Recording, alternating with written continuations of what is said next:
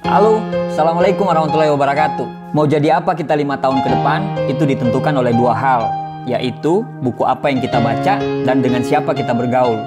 Kalau zaman sekarang ini ada 3, buku apa yang kita baca, dengan siapa kita bergaul, dan siapa yang kita subscribe atau kita follow.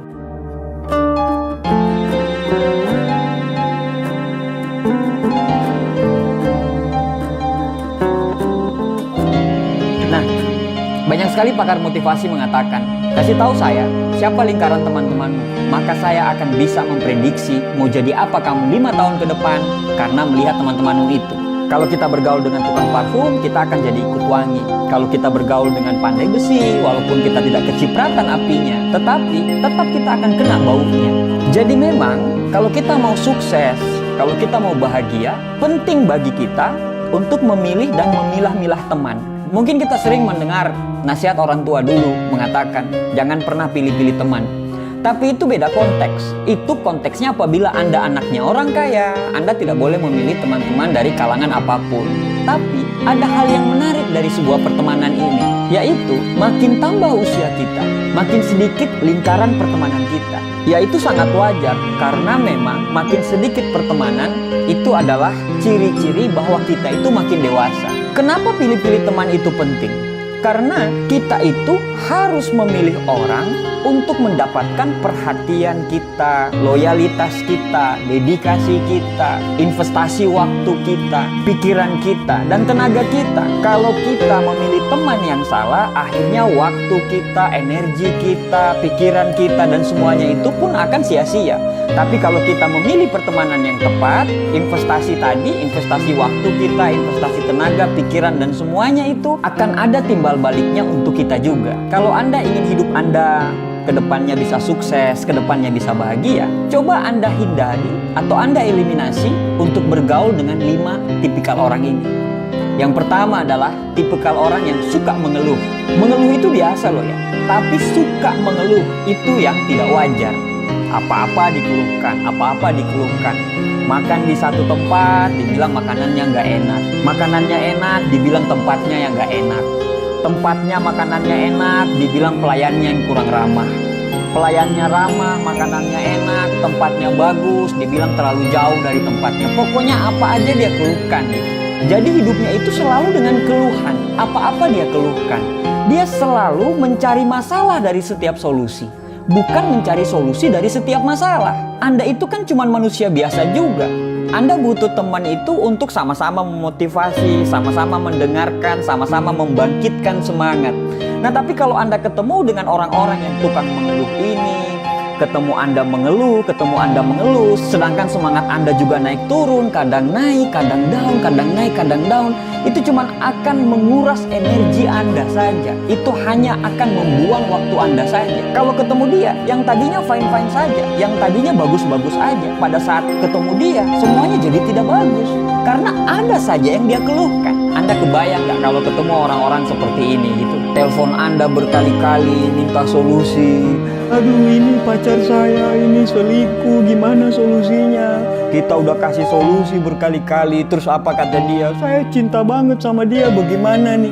Telepon lagi gitu, aduh pacar saya selingkuh, gimana solusinya, segala macam. Kita bilang sama dia solusinya, ya udah diputusin aja. Repotnya pada saat kita kasih solusi seperti itu, tiba-tiba besoknya dia baik sama pacarnya. Akhirnya dia ceritalah sama pacarnya.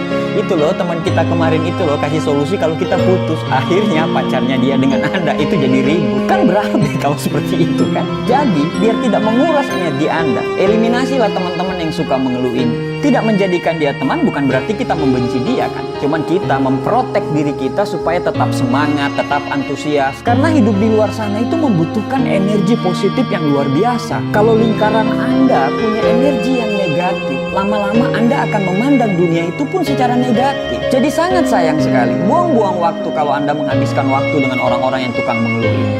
Yang kedua adalah orang-orang cerdas tidak akan bergaul dengan orang-orang yang suka mengatur, ngebosi. Orang-orang ini merasa paling benar sendiri. Jadi semuanya itu dia merasa paling perfect. Dalam lingkungannya itu dia ngatur kanan kiri.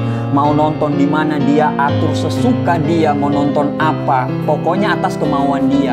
Mau makan di mana diatur, pokoknya tanpa persetujuan yang lain. Makan di mana, yang penting apa yang dia senangi, pokoknya harus makan di situ. Orang lain tidak punya hak untuk bicara, pokoknya dia yang ngatur. Kita pakai baju salah sedikit dikritik, pokoknya udah suka ngatur, ngebosi, tukang kritik. Apa yang kita lakukan semuanya salah, pokoknya dia yang paling benar. Janjian nonton tapi dia menentukan untuk nonton film apa. Akhirnya kita menonton film yang dia sukai.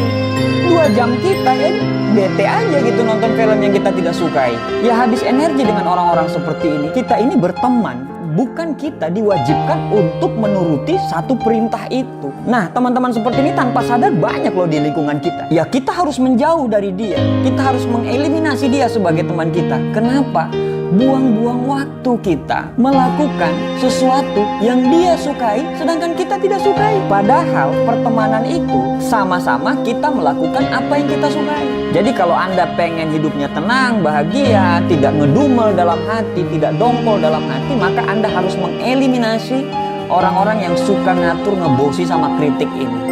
Yang ketiga, orang-orang cerdas akan menghindari untuk bergaul dengan teman-teman yang nggak tahu diri. Yang nggak tahu diri ini seperti apa? Pinjem uang, lupa. Pinjem motor, dan diisi bensinnya. Kerja kelompok, dia malah pacaran.